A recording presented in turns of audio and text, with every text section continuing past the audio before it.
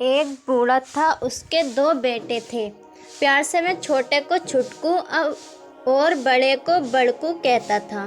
दोनों बड़े आलसी और निकम्मे थे, अपनी पत्नियों के साथ निठल्ले बैठे रहते थे, लेकिन बूढ़े के काम में हाथ न बटाते। छोटा लड़का बड़े पर काम टाल देता और बड़ा छोटे पर। अपने बेटों की लड़ाई देख बूढ़ा बहुत दुखी था। गांव वालों ने उसे समझाया, दोनों को खेत बांट दो, अपना अपना पेट भरने के लिए उन्हें अवश्य मेहनत करनी पड़ेगी। बूढ़े ने वैसा ही किया। उसके पास एक बड़ा खेत था, उसने आधा आधा दोनों को बांट दिया। अब उनके आगे परिश्रम करने के अलावा कोई चारा न था। बूढ़ा एक महीने छुटकू के साथ खाना खाता और एक महीने बटकू के साथ। थोड़े दिन वे अपने बूढ़े पिता को खाना खिलाते रहे, परंतु कुछ दिनों बाद खाना परोसते समय उनकी पत्नियां नाक भौं सिकोड़ती और कहती, ऐसे कब तक खिलाएंगे इस बूढ़े को? दिन भर बैठा बैठा खाट तोड़ता है और रोटियां हजम करता है। बहुओं के तानों को सुनने के अलावा बूढ़े के पास और कोई चारा भी तो न था। वह चुप रहकर सब सहता। एक दिन दोपहर हो गई, किसी ने उसे खाना नहीं दिया।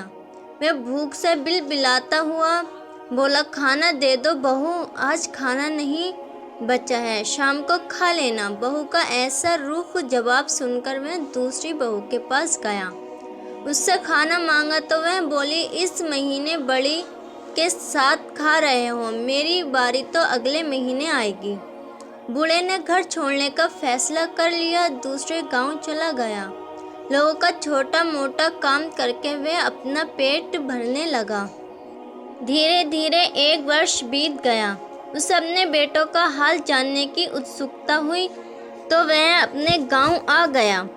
बूढ़े को इतने दिनों बाद देखकर उसके बेटों और बहुओं को बहुत आश्चर्य हुआ। उसकी नज़र कमर में लटकी थैली पर अटक गई। वह सोचने लगी, मजदूरी करके लौटा है बुढ़ा, इसकी पोटली रुपयों पैसों से भरी है। झट घूंघट काढ़ आगे बढ़कर बोली, कहाँ चले गए थे पिताजी? आइए बैठिए, भोजन कर लीजिए। छोटी बहू ने जब ये सुना तो उससे बड़ी तसल्ली हुई। मैं सोचने लगी, अच्छा हुआ मेरे घर आकर नहीं बैठे, वरना कौन करता बुढ़े की सेवा। छुटकू की नज़र थैली पर कुछ देर से पड़ी। छुटकू बटकू ने दोनों बूढ़े की सेवा करने लगे। दोनों बहुएं खाने पीने का ध्यान रखने लगी। बूढ़ा उस थैली को कभी अपनी कमर से अलग न करता, सोते समय भी अपने तन से चिपकाए रखता। उसके बेटे और बहू की नज़र उस पोटली पर अटकी रहती। एक दिन बूढ़े की मृत्यु हो गई। छुटकू और बटकू को पिता की मौत का गम नहीं था, परंतु दोनों को थैली खोलने की जल्दी पड़ी थी। तो मृत बूढ़े की कमर से बंधी थी। बटकू ने थैली खोलनी चाहिए, छुटकू बिगड़ पड़ा। दोनों थैली पर अलग अलग हक जताने लगे। गांव वाले शोर सुनकर आ गए। उन्होंने उन्हें लड़ने से रोका और कहा कि थैली के धन को तुम दोनों आधा आधा बांट लो, लड़ क्यों रहे हो? गांव के सरपंच ने थैली को खोला तो सभी दंग रह गए।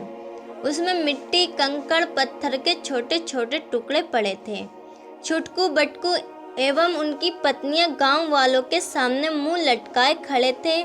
सरपंच बोला, मूर्खों, तुम्हारा पिता एक अच्छा इंसान था, परंतु तुम्हारे दुर्व्यवहार से उसे ये कपट भारी थैली बांधने को मजबूर कर दिया।